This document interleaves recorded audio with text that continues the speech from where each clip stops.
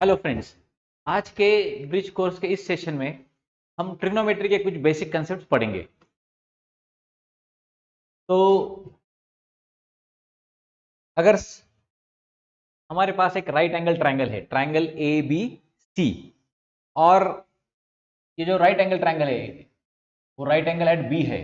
Angle A B C जो है वो 90 डिग्री का है, और angle C that is angle A C B theta है। तो पहले हम डिफाइन करते हैं sine theta. Sine of angle theta, it is opposite side upon hypotenuse, is opposite side upon hypotenuse. तो जो थीटा का जो जो अपोजिट साइड है वो है साइड ए बी, और इस ट्रायंगल का जो हाइपोटेन्यूस है वो है साइड ए सी। तो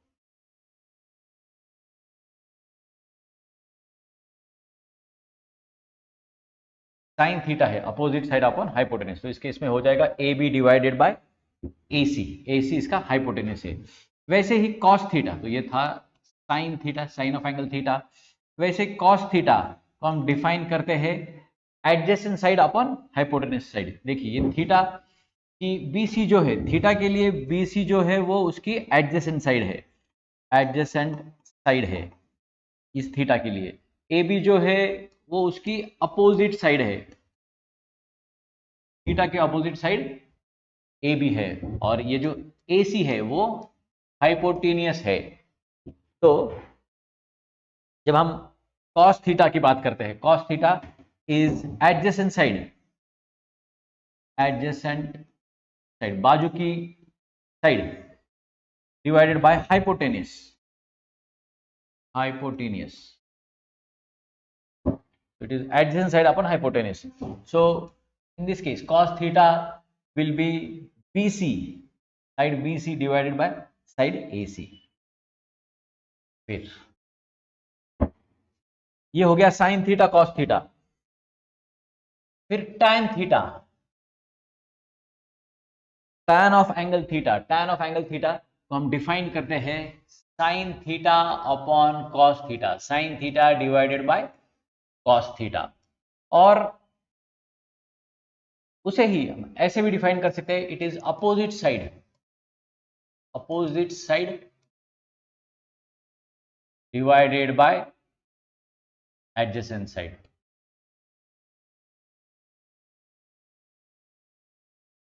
थीटा की अपोजिट साइड है ए बी, और एडजेसेंट साइड है बी सी। तो tan थीटा है sine theta upon cos theta. तो साइन थीटा कॉस थीटा का फॉर्मूला पुट करेंगे तो वो हाइपोटेनस कट जाता है, और वो हो जाता है opposite side upon adjacent side. तो इस तरीके से हम tan थीटा फाइंड कर सकते हैं। फिर सेक थीटा, सेक थीटा का फॉर्मूला है 1 upon cos theta. Sec theta होता है 1 upon cos theta. Cosec theta, cosec theta होता है 1 अपॉन साइन थीटा। और कॉट थीटा, कॉट थीटा हो जाता है 1 अपॉन tan थीटा। ठीक है, सिर्फ साइन कॉस tan का फॉर्मूला याद रखिए। और फिर उसके बाद देखिए, ये याद रखिए कि sec theta is 1 upon cos theta, cosec is 1 upon sine theta, cot is 1 upon tan theta. अभी ट्रिग्नोमेट्री में कोऑर्डिनेट सिस्टम का बहुत इंपॉर्टेंस है। तो बेसिक कोऑर्डिनेट सिस्टम हमें पता होना चाहिए। ये एक्स एक्सिस है, ये वाई एक्सिस है, ये कोई भी पॉइंट मान लीजिए एक्स कॉमा वाई है, ये पॉइंट एक्स कॉमा वाई है। तो ये एक्स कोऑर्डिनेट है, ये वाई कोऑर्डिनेट है। देखिए एक्स कोऑर्डिनेट क्या होता है, X coordinate is the distance from Y axis, X coordinate is the distance from Y axis.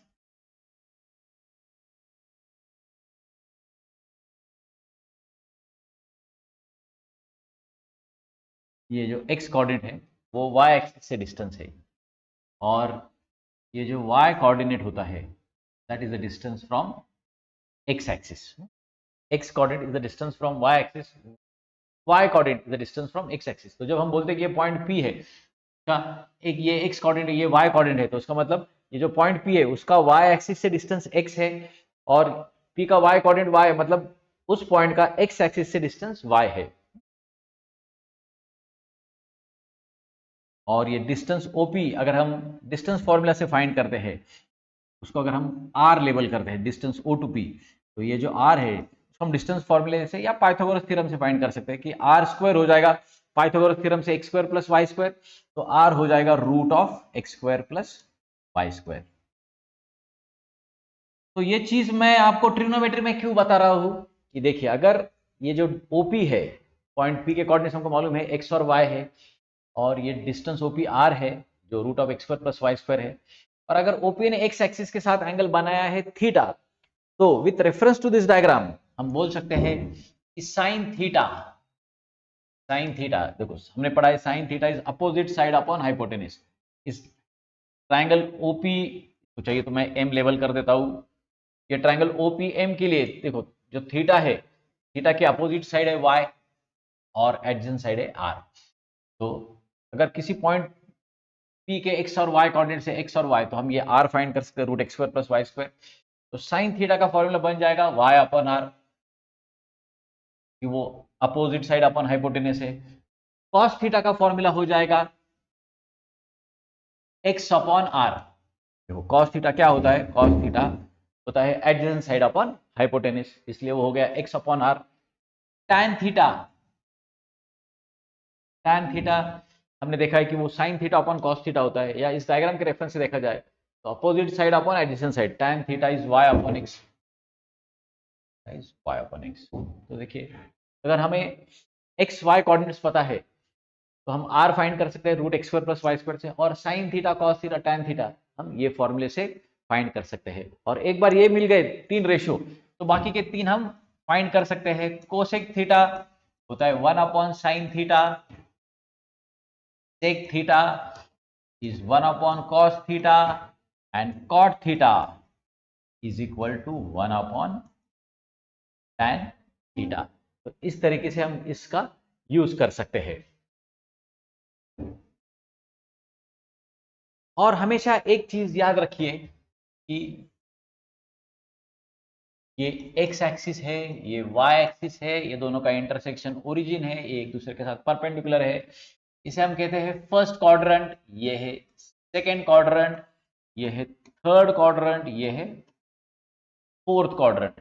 और हमें मालूम है कि फर्स्ट क्वाड्रेंट में x और y कोऑर्डिनेट्स दोनों पॉजिटिव होते हैं, x कोऑर्डिनेट पॉजिटिव है, y कोऑर्डिनेट भी पॉजिटिव है। थर्ड क्वाड्रेंट में x नेगेटिव आएगा, y पॉजिटिव आएगा। थर्ड क्वाड्रेंट में x भी नेगेटिव आता है, y कोऑर्डिनेट भी नेगेटिव आता है। फोर्थ क्वाड्रेंट में x पॉजिटिव आएगा, y नेगेटिव आएगा। तो ये चीज याद रखना जरूरी है, ये हमें प्रॉब्लम सॉल्व करते हुए यूज में आएगा। और हमें याद रखना है कि देखिए साइन थीटा का जो वैल्यू होता है वो हमेशा -1 और +1 के बीच ही लाया होगा। Sine theta can have values only between -1 and +1। तो अगर कभी सॉल्व करते हुए, प्रॉब्लम सॉल्व करते हुए अपन सपोज आपका आंसर आता है कि साइन थीटा इज 2, तो वो गलत है, ऐसा कभी पॉसिबल नहीं है। अगर ऐसा आता है कि साइन थीटा इज -3, तो वो पॉसिबल नहीं है। साइन थीटा का वैल्यू -1 से 1 के बीच में लाया होगा। जैसे साइन थीटा हो सकता है 0, 0.5, -0.5, है ना, √3/2, दैट इज 0.866। तो ऐसे वैल्यूज -1 और 1 के बीच के वैल्यूज आ सकते हैं। Same for cos theta, -1 less than equal to cos theta less than equal to 1। इसका मतलब ये है कि कॉस थीटा के वैल्यूज -1 और 1 के बीच में ही लाए होंगे। साइन थीटा और कॉस थीटा के वैल्यूज -1 और 1 के बीच ही लाए होते हैं। और जो tan थीटा है, tan theta can have any value, tan theta can lie between -infinity to +infinity, tan theta can have any value from -infinity to +infinity। एक चीज हमें याद रखनी है कि जैसे एंगल मेजर करने हैं हमें, ट्रिग्नोमेट्री में थीटा जो आता है वो एंगल है, तो वो एंगल या तो डिग्री में हो सकता है या रेडियन में हो सकता है। हमें ये कन्वर्जन पता होना चाहिए कि, याद रखिए, to convert angle from degree to radian multiply by pi upon 180। देखिए अगर कोई एंगल है जो गिवन है डिग्रीज में, हमको उसे रेडियन में कन्वर्ट करना है, तो हमें करना क्या है, उस एंगल को पाई बाय 180 से मल्टीप्लाई करना है। जैसे फॉर एग्जांपल, फेमस एग्जांपल लेता हूं मैं 30 डिग्रीज। अपने पास एंगल है theta is equal to 30 degrees. Theta is equal to 30 degrees. तो अगर इस एंगल को हमें रेडियन में कन्वर्ट करना है, हमें करना क्या है, बस पाई अपॉन 180 से मल्टीप्लाई करना है। उससे क्या होता है, जो एंगल डिग्री में था वो रेडियन में आ जाएगा। देखिए डिग्री रेस टू 0 से इंडिकेट करते हैं और रेस टू सी मतलब वो रेडियन है। तो जैसे ये 0 कट जाएगा और 3 1 जा 3 6 जा, वो हो जाएगा पाई बाय 6 रेडियन। तो जो थीटा 30 डिग्री था वो रेडियन में कन्वर्ट होकर पाई बाय 6 हो जाएगा। और एक एग्जांपल मैं देता हूं आपको कि अगर थीटा है 90 डिग्रीज, उसे हमें रेडियन में कन्वर्ट करना है। देखो, to convert angle from degrees to radian we should multiply by pi by 180। तो ये हो जाएगा 90 इंटू पाई बाय 180 रेडियन। तो ये 2 कट जाएगा, 9 1 जा 9 2 जा, तो ये हो जाएगा पाई बाय 2 रेडियन। वैसे ही अगर मान लीजिए अपने पास थीटा है 270 डिग्री, ये एंगल है डिग्रीज में, उसको हमें कन्वर्ट करना है रेडियन में। तो हम करेंगे क्या, इसको मल्टीप्लाई करेंगे पाई बाय 180 से। तो देखिए वो 0 कट जाता है, 9 2 जा 9 3 जा, तो ये हो जाएगा 3 पाई बाय 2 रेडियन, है ना। और एक एग्जांपल देता हूं मैं कि अगर थीटा का वैल्यू है पाई, थीटा का वैल्यू है, समझिए कि थीटा का वैल्यू है 180 डिग्रीज। इसको हमें रेडियन में कन्वर्ट करना है, तो हम बस क्या करेंगे, इस 180 को पाई बाय 180 से मल्टीप्लाई करेंगे, वो 180 कैंसिल हो जाता है और हो जाता है पाई रेडियन। तो देखिए हमें मिल जाता है कि 180 degree is equal to pi radian. तो याद रखना है हमें कि कोई एंगल को डिग्री से रेडियन में कन्वर्ट करना है, तो हमें उस एंगल को पाई बाय 180 से मल्टीप्लाई करना है। सिमिलरली अगर कोई एंगल रेडियन में गिवन है और उसे हमें डिग्री में कन्वर्ट करना है, तो उसको हमें 180 अपॉन पाई से मल्टीप्लाई करना होगा। तो remember, to convert angle from radian to degree multiply by 180 upon pi. किसी एंगल जो डिग्री में है, जो कोई एंगल है जो रेडियन में है, उसे हमें डिग्री में कन्वर्ट करना होगा, तो हमें उसे 180 अपॉन पाई से मल्टीप्लाई करना होगा। फॉर एग्जांपल देखिए कि अपने पास एंगल है पाई बाय 3 रेडियन, ये एंगल रेडियन में गिवन है, उसे हमें डिग्री में कन्वर्ट करना होगा। तो हम क्या करेंगे, इसी एंगल को हम 180 अपॉन पाई से मल्टीप्लाई करेंगे, तो वो एंगल डिग्री में हो जाता है। जैसे इस केस में आप देख सकते हैं कि पाई कैंसिल हो जाएगा, 180 अपॉन 3 वो हो जाएगा 60, ये हो गया 60 डिग्री। तो जो एंगल रेडियन में है उसे डिग्री में कन्वर्ट करना होगा, तो आपको 180 अपॉन पाई से मल्टीप्लाई करना है। सिमिलरली देखिए कि अगर एक एग्जांपल हम लेते हैं, और एक 5 pi by 2 radian, 5 pi by 2 radian है, इसको हमें डिग्री में कन्वर्ट करना है। तो ये 5 पाई अपॉन 2 इंटू 180 अपॉन पाई। देखिए वो 180 अपॉन पाई से मल्टीप्लाई करते हैं, तो जो एंगल रेडियन में था वो अभी डिग्री में हो जाएगा। तो ये पाई कैंसिल होने वाला है, 5 इंटू 90 आने वाला है, 5 9 जा, ये पाई कट जाएगा और 180 अपॉन टू 90 हो जाएगा, वो मल्टीप्लाई करते हैं तो वो हो जाता है 450 डिग्रीज। वैसे मैं आपको और एक एग्जांपल देता हूं कि अगर थीटा है π/4 रेडियन, ठीक है, ये सब स्टैंडर्ड एंगल जिसे हम क्वाइट फ्रीक्वेंटली यूज करते हैं, थीटा इज π/4 रेडियन, उसको अगर हमें डिग्री में कन्वर्ट करना है तो हम इस एंगल को 180 अपॉन पाई से मल्टीप्लाई करते हैं।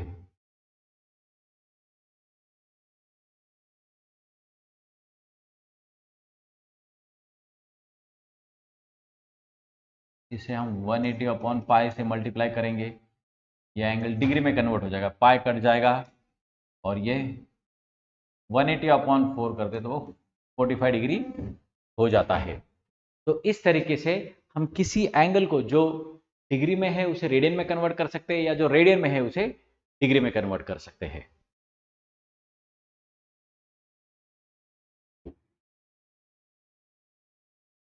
ये जो टेबल है हमने 10th स्टैंडर्ड से देखा होता है, पढ़ा होता है, ये इंपॉर्टेंट है। देखिए सारे वैल्यूज आजकल कैलसी पर निकल जाते हैं, फिर भी ये लर्न करना कई बार यूजफुल हो जाता है।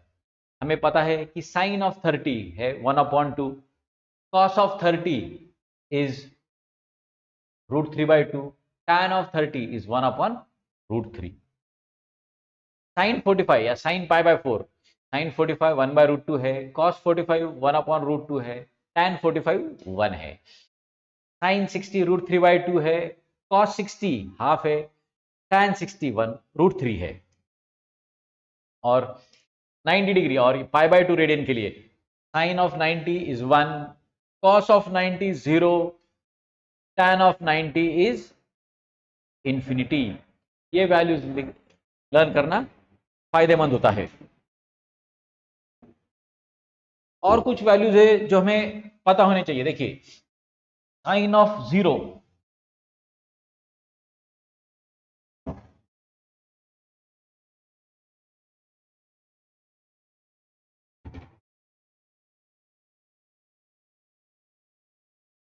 साइन ऑफ 0 0 होता है, साइन ऑफ पाई 0 होता है, साइन ऑफ 2 पाई 0 होता है। इन जनरल आप फॉर्मूला याद कर दीजिए, sine of n pi is 0 where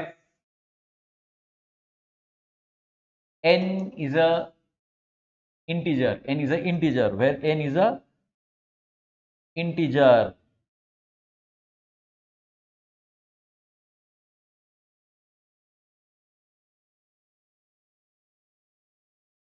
where n is a integer. n क्या है? इंटीजर है। जैसे n 0 1 2 3 4 ऐसा कोई भी नंबर है तो sine pi 0, sine 2 pi 0, sine 3 pi 0, sine 4 pi 0। वैसे ही याद रखिए कि cos of n pi, cos n pi होता है -1/n, where n is again an integer. कॉस n पाई होता है -1/n, मतलब कॉस ऑफ पाई वो -1 है, cos 2 पाई 1 है,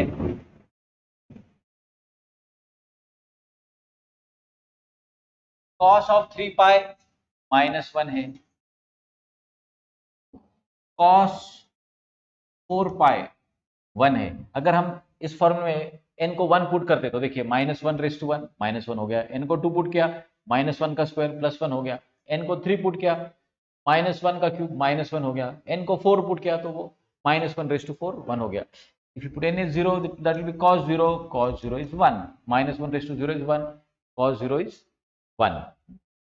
तो ये कुछ रेशियोज है जो हमें लर्न होनी चाहिए। ये फॉर्मूला बहुत इंपॉर्टेंट है, cos n पाई -1/n, sin n पाई 0। वैसे ही और एक चीज याद रखिए कि देखिए ये x एक्सिस है, यहाँ थीटा 0 है, ये y एक्सिस है, यहाँ थीटा 90 डिग्रीज है, 90 डिग्रीज या π/2 रेडियन है, यहाँ थीटा 270 है या 3 π/2 है। वैसे ही यहाँ पर 5 π/2 आएगा, यहाँ पर 7 π/2, 9 π/2, 11 π/2। आप देखेंगे कि इन एंगल्स का साइन रेशियो जो ऊपर की तरफ है, sine of π/2, sine 5 π/2, sine 9 π/2 etcetera, all of them are plus ones. Sine of pi by 2 is 1. Sine of 3 pi by 2 is minus 1. Sine 5 pi by 2 is plus 1.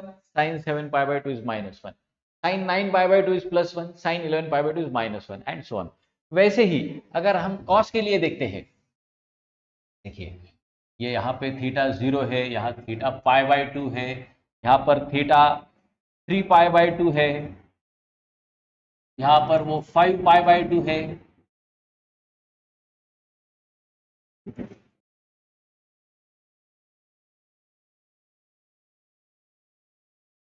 आप देखेंगे कि इन सब एंगल्स के लिए कॉस रेशियो जो है, कॉस पाई बाय 2 होता है 0, कॉस ऑफ 3 पाई बाय 2 वो भी होता है 0, cos 5 pi by 2 0, cos 7 pi by 2 0, cos 9 pi by 2 0, cos 11 pi by 2 0, cos of say n into pi by 2, if n is a say cos n pi by 2, अगर n odd है तो ये cos n pi by 2 हमेशा 0 हो जाता है।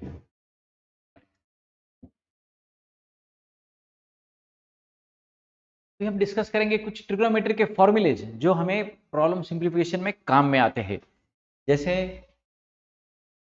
Formula है sine of minus theta is minus sine theta.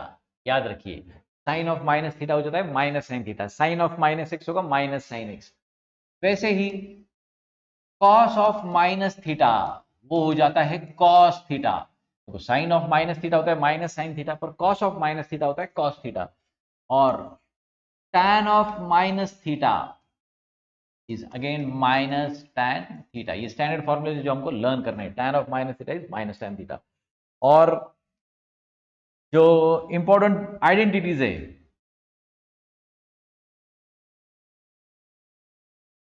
Trigonometric identities, उसमें सबसे पहले आता है sine square theta plus cos square theta is 1 ना। ये बहुत ही इंपॉर्टेंट फॉर्मूला है, इसके कई बार हमें एप्लीकेशंस आते हैं। जैसे फॉर एग्जांपल देखिए कि जैसे ये थीटा में है वो एक्स में लिख सकते हैं या किसी और वेरिएबल में भी। जैसे इसको हम sine square X plus cos square X is equal to 1 लिख सकते हैं, या फिर ऐसा भी हो सकता है कि थीटा की जगह कोई और वैल्यू है, जैसे sine square T upon 2 plus cos square T upon 2 1। Theta की जगह अगर टी अपॉन 2 है तो भी 1 हो जाएगा। या फिर ऐसा है sine square 3x plus cos square 3x, उसका भी आंसर 1 आता है। तो ये जो थीटा है उसकी जगह टी अपॉन 2 हो सकता है, या 3x 4x, ऐसा कोई और एंगल भी हुआ तो भी वो आइडेंटिटीज काम करती है। ठीक है, वैसे ही दूसरी आइडेंटिटी जो हमें पता है 1 plus tan square theta is equal to sec square theta. 1 plus tan square theta is sec square theta. वैसे हम यूज कर सकते हैं कि tan square theta is sec square theta minus 1। ये फॉर्मूला याद कीजिए, ये बहुत इंपॉर्टेंट है। फिर 1 plus cot square theta is equal to cosec square theta. कई बार सिंप्लीफिकेशन में ये फॉर्मूला काम में आता है, 1 plus cot square theta is cosec square theta. और कुछ ट्रिग्नोमेट्रिक फॉर्मूलेज लिखेंगे कि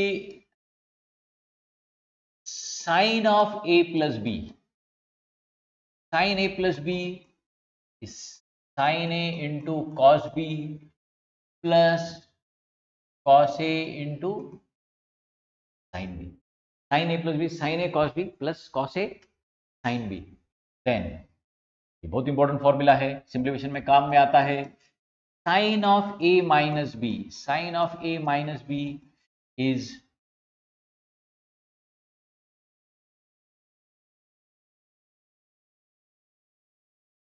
sign A into cos B minus cos A into sine B.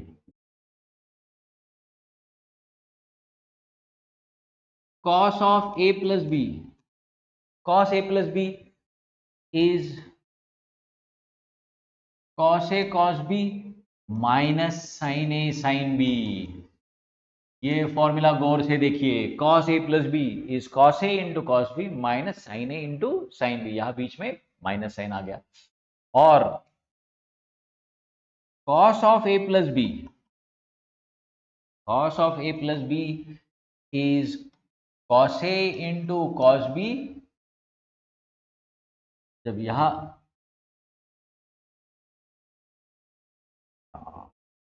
ये माइनस ले लेंगे, cos of A minus B, A plus B तो हमने पहले ही लिखा हुआ है, कॉस ए माइनस बी हो जाएगा cos A cos B plus sine A sine B. ये चार फॉर्मूलेज भी सिंप्लीफिकेशन में काम में आते हैं। मैं आपको इसका एक एग्जांपल देता हूं कि मान लीजिए अपने पास कोई ऐसा टर्म आता है कि sine of 3x into cos of x plus cos of 3x into sine of x।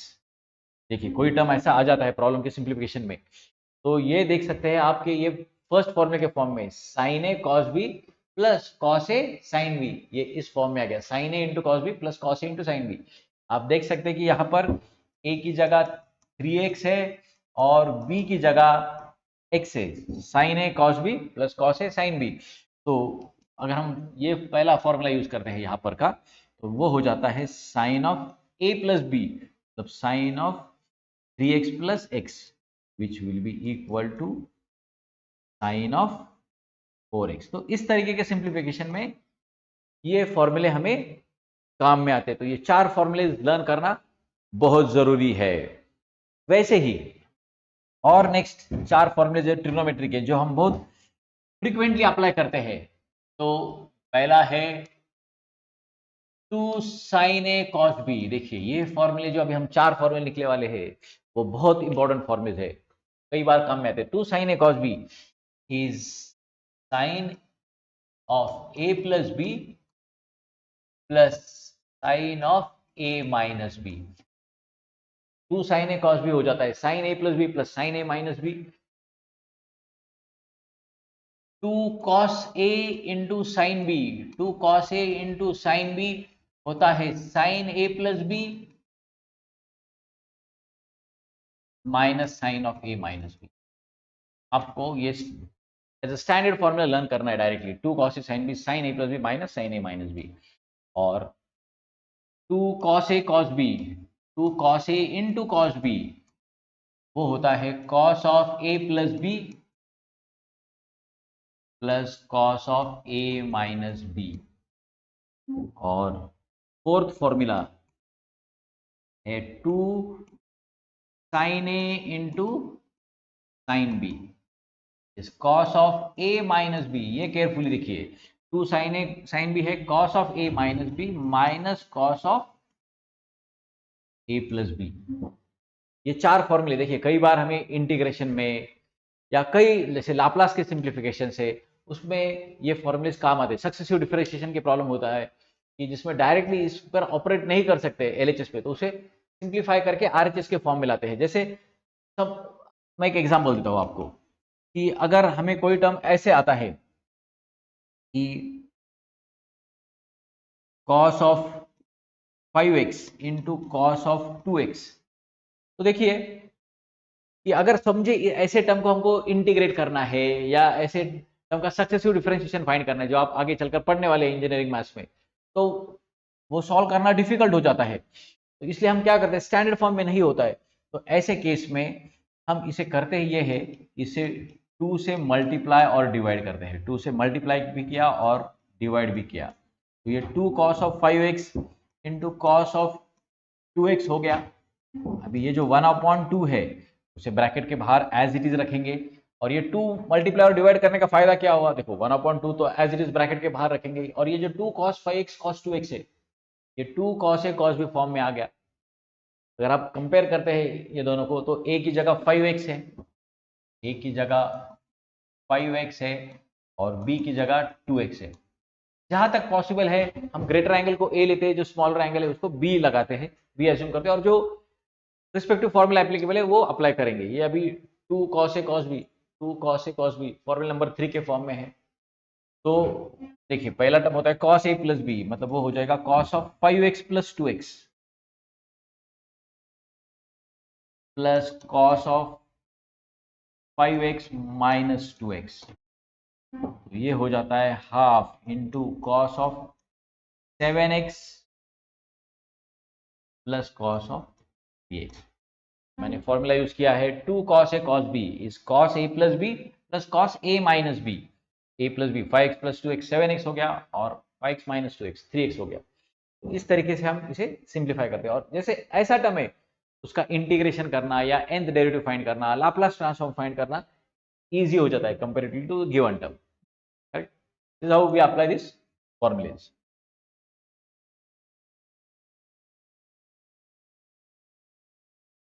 में एग्जाम्पल देखेंगे।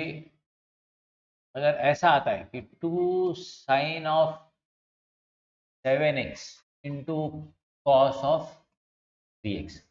देखिए कुछ देर पहले हमने फॉर्मूला लिखा था कि 2 sine A into cos B is sine A plus B plus sine A minus B. ये फॉर्मूला हमने देखा था कुछ देर पहले।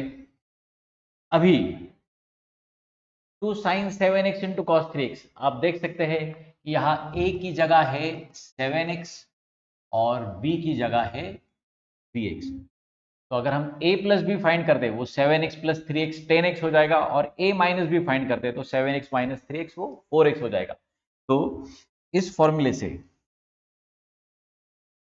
ये 2 sign 7x into cos of 3x जो है वो हो जाएगा sine of A plus B, मतलब sine of 7x plus 3x plus sine of A minus B 7x minus 3x।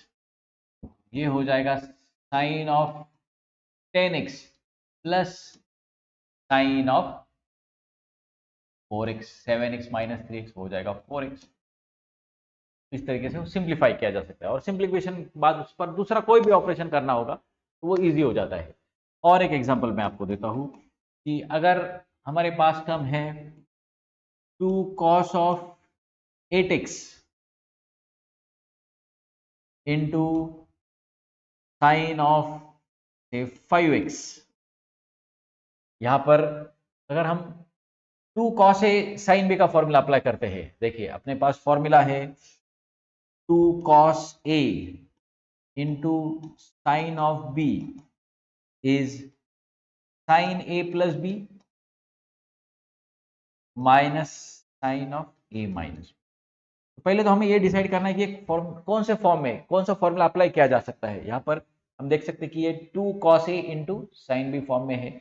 यहाँ a की जगह है 8x और b की जगह है 5x।